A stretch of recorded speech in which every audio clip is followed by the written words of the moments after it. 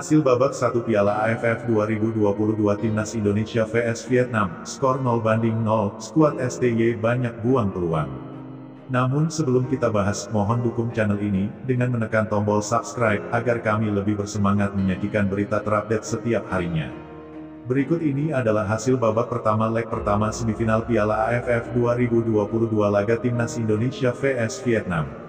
Pertandingan Timnas Indonesia vs Vietnam di babak pertama berakhir dengan skor kacamata 0-0. Laga Timnas Indonesia vs Vietnam digelar hari ini di Stadion Utama Gelora Bung Karno SUGBK, Senayan, Jakarta pada Jumat tanggal 6 Januari tahun 2023 sore WIB.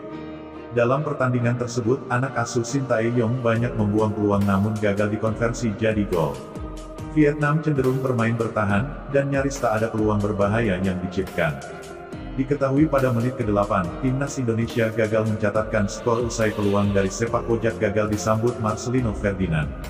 Kemudian, pada menit ke-21, serangan Timnas dari sayap kiri kembali membahayakan pertahanan Vietnam.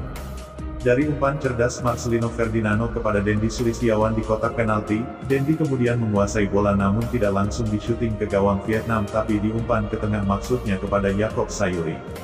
Sayang umpannya mampu dipotong pemain Vietnam.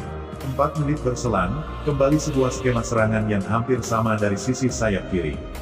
Kali ini bola dikuasai Yaakob Sayuri di kotak penalti.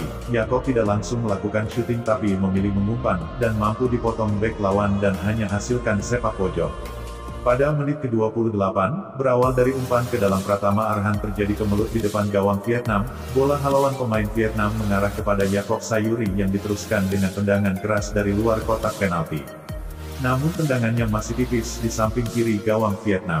Kemudian di menit ke-30, Yaakob Sayuri kembali mengancam gawang lawan, saat memenangi duel dengan bek lawak setelah menerima umpan flop. Namun penyelesaian akhir Sayuri belum maksimal, tendangannya masih bisa diblok bek Vietnam. 4 menit berselang, giliran Marcelino gagal memanfaatkan peluang emas di kotak penalti. Sudah lepas dari kawalan lawan saat menerima umpan jauh Rahmat Irianto, tapi sayang Marcelino gagal menaklukkan kiper Vietnam dan Van Lem. Bola tendangan Marcelino bisa diamankan kiper. Kemudian, sundulan Yaakob Sayuri memanfaatkan umpan crossing Pratama Arhan masih bisa diblok kiper Vietnam dan Van Lem. Pada pertandingan hari ini, kedua tim sama-sama memakai formasi defensif 5-4-1. Di awal-awal laga pemain timnas tampak agak canggung untuk melakukan tembakan langsung ke gawang, karena tak ingin dicap egois. Di babak kedua, Shin Tae-yong harus berani mengubah strategi dan formasi mengingat Vietnam bermain bertahan.